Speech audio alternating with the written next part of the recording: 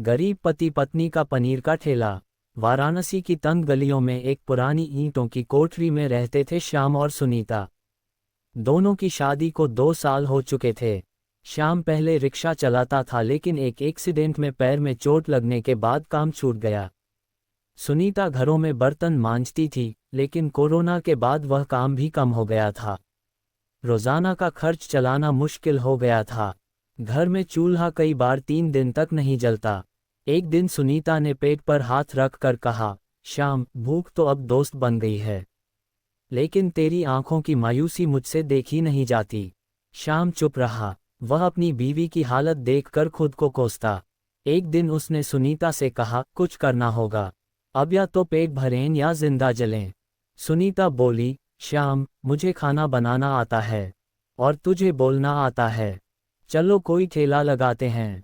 श्याम हंसा, पैसे कहाँ हैं ठेले के लिए, पनीर तो अमीरों का खाना है। सुनीता बोली, बस एक बार मुझे 2 किलो पनीर ला दे, मैं ऐसा स्वाद बनाऊंगी कि लोग उंगलियां चाटेंगे। श्याम ने पुराना मोबाइल गिरवी रख दिया और 200 रुपये में पनीर और मसाले खरीदे। एक टूटी मेज को उन्होंने कपड़े से ढक कर ठेला बना लिया। पास की गली में एक बिजली का खंभा था, वहीं नीचे चूल्हा जलाया। पहला दिन था। सुनीता ने प्याज टमाटर की तरी में गरम मसाले डालकर पनीर फ्राई किया। खुशबू से पूरी गली महक गई। भाया एक प्लेट देना, एक रिक्शे वाले ने कहा। 5 रुपये प्लेट, श्याम ने झिझकते हुए कहा। उस दिन उन्होंने 12 प्लेट बेचीं। कुल 60 रुपये मिले। उसमें से 30 रुपये में सब्जी आई, 10 रुपये चाय और बाकी बचे सुनीता की आंखों में खुशी के आंसू।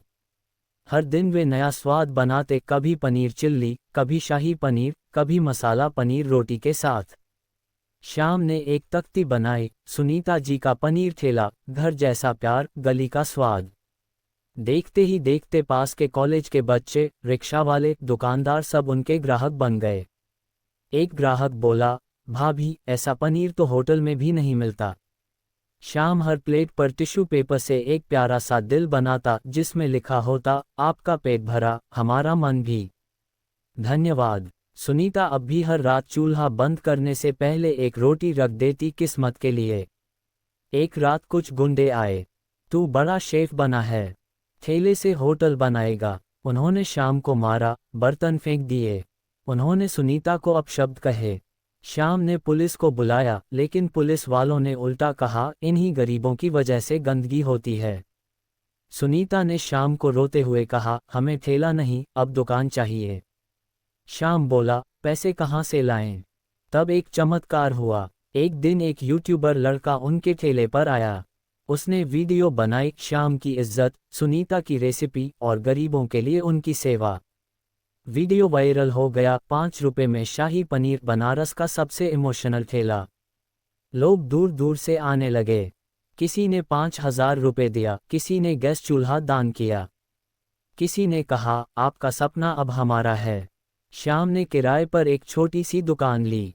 वही दुकान का नाम रखा, सुनीता पनीर ढाबा। अब उनके पास 3 स्टाफ थे, सभी पहले बेरोजगार लड़के। सुनीता रोज खुद खाना बनाती और श्याम काउंटर पर ग्राहकों को जय श्री राम कहकर स्वागत करता। हर दिन एक प्लेट गरीबों के लिए फ्री होती। दीवार पर एक स्लोगन लिखा था, यहाँ भूख नहीं, उम्मीद परोसी जाती है। मीडिया, अखबार, टीवी सब ने उनकी कहानी दिखाई। एक दिन नगर निगम के अधिकारी आए और उन्हें बनारस के स्वच्छ ठेले वाला अवार्ड से नवाजा। श्याम और सुनीता मंच पर खड़े थे। श्याम ने कहा, हमने भूख से लड़ना सीखा, अब जिंदगी से प्यार करना। दुकान के बाहर रोज एक बुजुर्ग महिला आती थी, चुपचाप बैठ जाती थी। एक दिन श्याम ने पूछा, अम्मा, भूख लगी?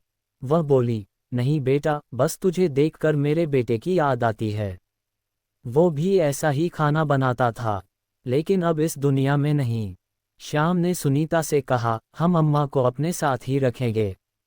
वह अब उनके साथ रहती हैं, बच्चों की कहानियां सुनाती हैं और कहती हैं, तुम लोग सिर्फ खाना नहीं बेचते, प्यार बांटते हो।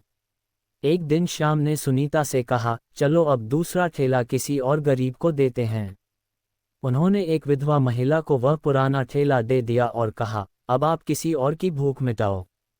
अब सुनीता पनीर ढाबा की 4 शाखाएं थीं। लेकिन हर शाखा पर लिखा होता ग्रेटर दैन, ये दुकान नहीं, किसी भूखे की माँ की रसोई है।